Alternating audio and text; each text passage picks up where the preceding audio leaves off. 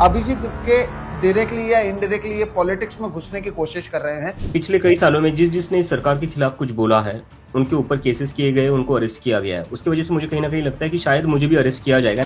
जब ये लोग सोनम वांगचुक जैसे इतने बड़े इंसान, इतनी बड़ी शख्सियत, एक साइंटिस्ट और ना जाने कितने लोगों को, कितने बच्चों का उन्होंने भविष्य बनाया है, जब ये लोग उनको अरेस्ट कर सकते हैं तो मैं कौन हूँ? ये देश किसी एक पार्टी का नहीं है, ये देश हम सबका है। आपको क्यों लग रहा है कि आपके प्रोटेस्ट से इस्तीफा होगा, नंबर एक, और क्या उतना दबाव में सरकार को आप ला पाएंगे? और क्यों ही एजुकेशन मिनिस्टर? इंडियन यूथ कांग्रेस एनएसयूआई की ओर से बड़ा आंदोलन जगह जगह पर किया गया। हमने राहुल गांधी को देखा, वो अलग अलग जगहों पर स्टूडेंट से मिल रहे हैं, इस मुद्दे को उठा रहे हैं। तो ऐसा तो नहीं है कि ये मुद्दा नहीं उठ रहा है, तो आप इसे उठाएंगे और किस तरह से अलग हो सकता है? या क्यों आपको लग रहा है कि राहुल गांधी हो, एनएसयूआई हो, इनकी ओर से प्रेशर बनाने के बावजूद चीजें नहीं बदल रही हैं? आप और कांग्रेस एक ही चीज कह रहे हैं, तो ये दूरी क्यों है? मतलब इस देश में, मैं पूछना चाहता हूँ, इस देश में भारतीय है कौन आज की डेट में?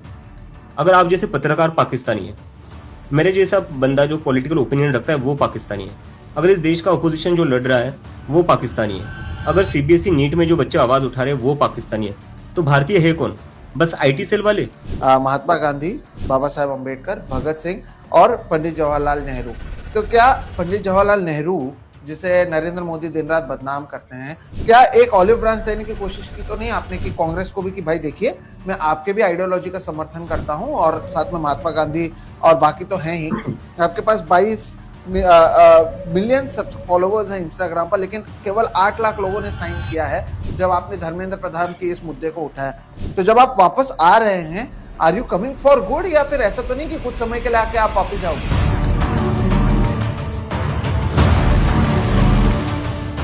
आज कॉकरोच जनता पार्टी ने वो कर दिखाया जो इस देश में पिछले 10-12 सालों से नहीं हुआ, एक प्रेस कॉन्फ्रेंस।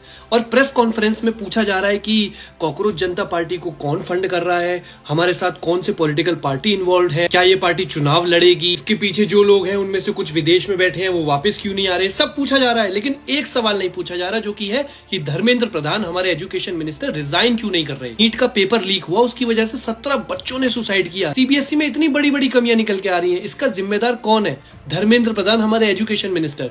उनके रेजिग्नेशन की बात नहीं हो रही है। ये सवाल नहीं पूछा जा रहा कि क्यों प्राइम मिनिस्टर, जो कि परीक्षा पर चर्चा करते हैं, एग्जाम वॉरियर्स की किताब लिखते हैं, बच्चों के साथ फुटबॉल खेलने पहुंच जाते हैं, लेकिन जब देश के बच्चों का फ्यूचर बर्बाद हो रहा है तो उस पर अभी तक कुछ नहीं बोले हैं। आज जितने सवाल ये सटायर, ये जोक से निकली है कॉकरोच जनता पार्टी से पूछे जा रहे हैं, उन पे एलिगेशंस लगाए जा रहे हैं, इसका 1-2% भी अगर सरकार से कर लिया जाए तो शायद इस पार्टी की जरूरत ही ना पड़े, शायद इस मूवमेंट की जरूरत ना पड़े, शायद हम लोगों की जरूरत ही ना पड़े। पहले तो देश के यूथ को कॉकरोचेस की तरह ट्रीट करो, उनकी आवाज दबाओ, उनकी बातों पर ध्यान